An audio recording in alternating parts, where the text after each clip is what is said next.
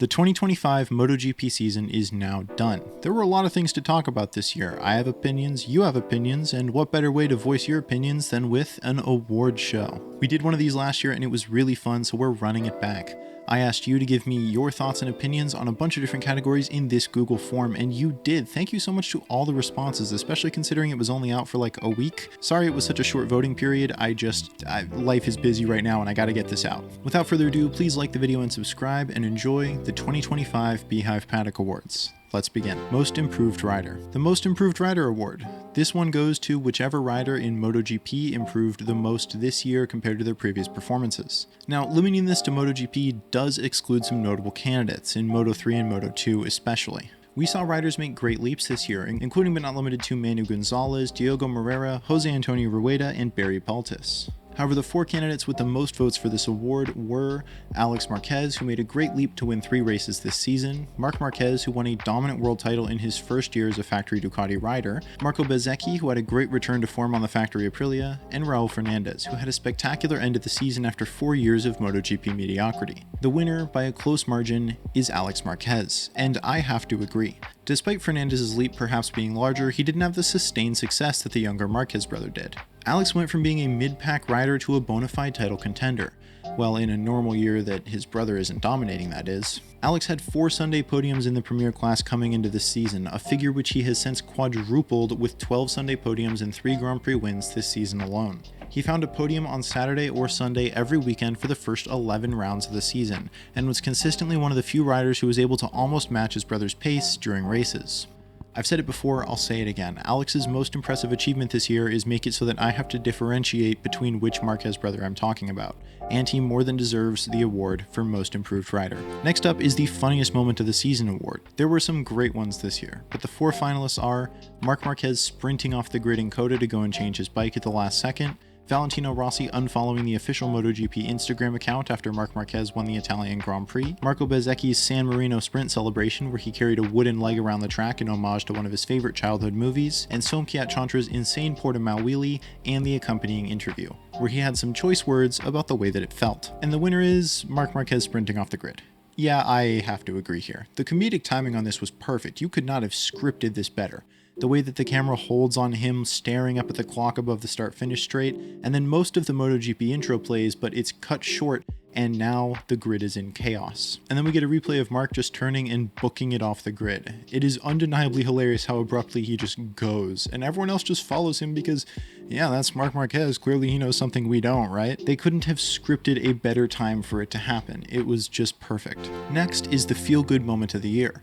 Which moment made you feel good and all warm and fuzzy inside, made you happy to be a MotoGP fan? There were so many of these this year, so many first-time wins and home triumphs. However, the 4 finalists are Joan Mir's podium in Japan, his first since 2021, Raul Fernandez's first Grand Prix win in Australia after years of trying, Marc Marquez winning his 9th world title after years of struggling with injuries in the Honda machine, and Johan Zarco's home win in France. Unsurprisingly, Zarco's win in France takes this one. And it wasn't even close. This got over half of all the votes in this category. Yeah, this was a spectacular moment. It helped a lot that the narrative of this event was pretty much entirely shaped around how there hadn't been a home winner in France since 1954. This was mostly because Fabio Quartararo looked so spectacular throughout the weekend. And then following that up with the absolute chaotic race that followed, so much tire drama and long lap penalties, it was really hard to keep track of. And then the realization that it was Zarco out front with a massive lead was just incredible. Hearing the biggest MotoGP weekend crowd ever going crazy every time he went by the grandstand and seeing his reaction and the celebration backflip at the end, all with his parents there, France's first home win in 70 years couldn't have gone much better. For me though, I went with a different option, and when I disagree, I'll give a brief spiel about what my personal pick is. I chose Oscar Gutierrez's return from injury. Now, I understand I'm in the vast minority of people who actually care about Moto E, so let me give some context. Oscar Gutierrez nearly won the Moto E World Championship last year in his rookie season, before a crash out of the lead at the Red Bull Ring ended his hopes.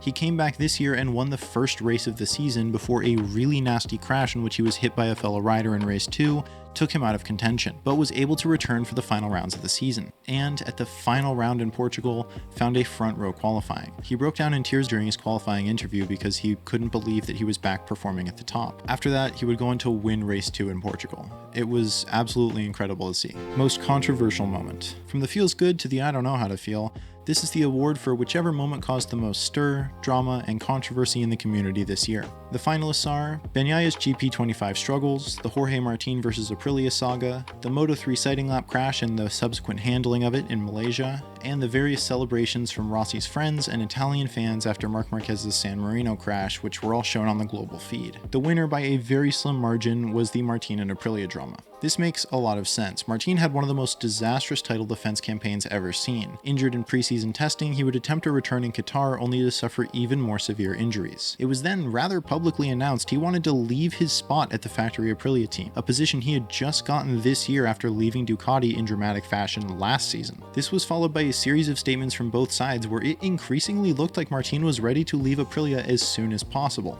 Ultimately, he got on the bike and it amounted to nothing because the bike was actually good. Despite that, this drama did drive the media cycle for a good chunk of this season. And frankly, I'm really happy that it turned out the way that it did, because it seemed like this had the potential to completely redefine how we think about contracts and how teams write contracts for their riders. My personal choice would probably be the Moto3 sighting lap incident, but I already talked about that at length and it's a little bit of a heavy subject for this video. Best championship other than MotoGP. This award goes to what you all thought was the best championship other than MotoGP this year. As with last year, the options were limited to motorcycle road racing world championships, but write-ins were encouraged for National Series and other types of racing. The finalists for this were Moto2, Moto3, World Superbike, and British Superbike, which is the only write-in finalist we have today.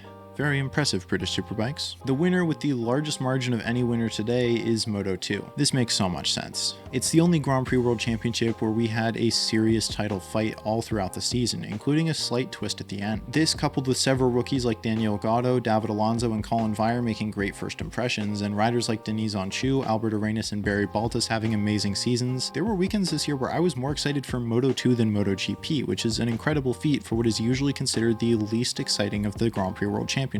A very honorable mention also goes to World WCR, which actually got the same amount of votes as British Superbikes, but since British Superbikes were a write-in, I decided to put them in the finalists instead. However, WCR is great, you should all go watch it, it's available for free on YouTube, and I'm glad to see it getting its props. 2026 Debut Rider to Watch. This award goes to any rider making their full-time debut in a new Grand Prix class next season who you think has a bright future ahead of them. There's plenty of great talent moving around the motorcycling world right now, and the 4 finalists are no exception. Moto2 World Champion Diogo Moreira moving up to MotoGP, World Superbike Champion Toprak Razgatlioglu moving to MotoGP, Moto3 World Champion Jose Antonio Rueda moving up to Moto2, and Red Bull Rookies Cup winner and Junior GP World Champion Brian Uriarte moving to Moto3. Yes, all 4 finalists are world champions moving to different classes, and the winner here by a small margin is Toprak Razgatlioglu. This is understandable. Toprak has made his name as one of the most talented and exciting to watch riders on the planet right now. He has been a menace to World Superbike over the past couple of seasons, having 2 incredible world championships under his belt and setting the record for the longest ever win streak in World Superbike history last year before tying it again this year. He comes into MotoGP as a 3-time World Superbike champion, and while I do have a lot of faith in Toprak, I'm not confident that he'll succeed. One rider who I am confident will find success is Jose Antonio Rueda. Rueda's dominant championship this year might have been overshadowed a bit by the fact that David Alonso had one of the best Moto3 seasons ever last year. Unlike some other champions, including Alonso to a certain extent, Rueda didn't thrive on pack racing or battles. He was capable of building a lead on his own and stretching a gap, and was one of few riders who didn't need help to set good lap times in practice or qualifying. I think this could translate really well to Moto2 and MotoGP, and I can't wait to see where he'll go from here. Best rider performance. MotoGP isn't always fair. Sometimes riders are just in bad situations. Whether it's a bad bike, an injury, or eating some contaminated meat at a Malaysian steakhouse, someone's always getting screwed. This award will go to the MotoGP rider who you think had the best performance this year relative to their situation. The finalists for this award are Fabio Quartararo, who struggled to find race pace on his Yamaha despite having good qualifying potential, Pedro Acosta, who struggled to find late race pace with his KTM, Marco Bezzecchi, who moved to a new bike this year, and Marc Marquez, who was so dominant he's here despite being on one of the best bikes. And the winner is Marc Marquez. I shouldn't be surprised. Despite Ducati's standing as top dog among MotoGP manufacturers, this does still feel well earned. Marc put together an amazing season worthy of winning this award. He started by proving untouchable by all but himself, with his only race loss in the first 4 weekends coming from a crash out of the lead in Coda. He also had a run of 7 undefeated weekends, 14 Grands Prix and sprint races between Aragon and Hungary, and he never lost a single one. After this, he wasn't off a Sunday podium until his incident in Indonesia took him out for the rest of the season. He scored the most points in a MotoGP season despite missing the last 4 rounds entirely, became the oldest rider in the modern era to win a Premier Class title, and became the new king of the sprint with almost no debate. His results really don't tell the story of just how dominant he was on the track. Every weekend felt like a formality for a chunk of the season, like, oh yeah, Mark's just gonna win, but let's see who can come second. This was a dominant performance for the ages. Ride of the Year. One of the two awards I have labeled the big ones for no good reason. Ride of the Year goes to a specific rider in a specific race for the best single race performance of the season. This was apparently a difficult concept to understand, so thank you to everyone who actually read the instructions below the category before submitting a vote. The 4 finalists for this are Johan Zarco's rainy day in France, Fabio Quartararo's stunning UK ride ruined by one of the most poorly timed mechanical failures in the history of the sport, Raul Fernandez's surprise dominant win at Phillip Island, and Francesco Bagnaia finally exercising his demons in Japan to take his first race win since Coda. The winner is, by a massive margin, Zarco in France. Zarco started the variable conditions race on wet tires, leaving him as one of only 5 riders who wouldn't have to serve a double long lap penalty for a late bike change. Into the second turn, Zarco was then involved in a crash which sent him right to the back of the pack, but as the rain continued to come and several riders served penalties and changed bikes, it became increasingly clear that Zarco was first on the road with the correct tires and no penalties to serve, and he took the lead of the race to rapturous applause and cheers from the crowd. After that, it was a tense home ride to the finish for Zarco.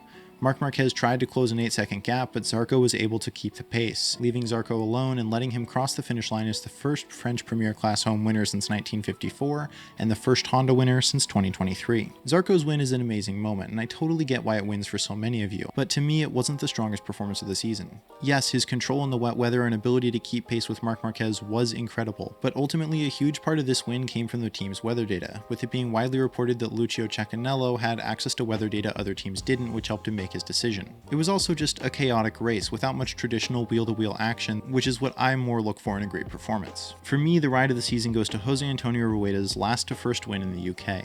I mean, this is supposed to be hard. It shouldn't be easy for anyone to come from last on the grid to win a race, and Rueda made it look so trivial that it wasn't even really talked about all that much. This is one of those races that cemented him as a star of the future for me. Finally, the final award we have to give today, Race of the Year. What was the single best, most exciting, and thrilling outing of the season? This one got a lot of different submissions with 34 different answers, including every single Grand Prix class being covered, as well as World Superbikes, World Supersport 300, EWC, and even MX2. I didn't make a rule against those, so I guess they can stay. However, our 4 finalists all come from MotoGP, and in calendar order they are the French Grand Prix, which we've already discussed, the British Grand Prix, where heavy winds thwarted the Ducatis and gave riders from other manufacturers a real shot at a win, the Italian Grand Prix, where we got a taste of the Ducati battles we were craving since the start of the season, and the Portuguese Sprint, where we saw perhaps the best battle of the year.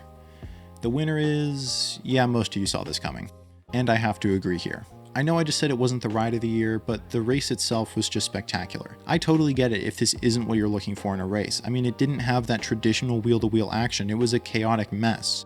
If every race was like this, it wouldn't be fun, but not every race is like this one. The storyline throughout the weekend, the undeniable energy in the crowd, it all built to make an atmosphere I don't think I've ever seen in a live race. Even though things actually got settled in about a third of the way through the race, the tension of watching Zarco try and secure that monumental victory was enough to keep me invested even on rewatches. Not to mention amazing performances like that of Takaaki Nakagami and the first real sign of Aldiguer's late race brilliance, with the rookie making a late charge to take his first podium. The energy around this race was just undeniable, and I'm happy to call it the race of the year. And that's all the awards. I also asked respondents to grade the season on a scale of 1 to 5 and an average of 3.92, which I think is fair. This was a season of moments to me. There were amazing storylines and moments throughout the year that I'll never forget, but the actual on-track action was not as great as some other seasons. There were only a few instant classic races this year in my opinion.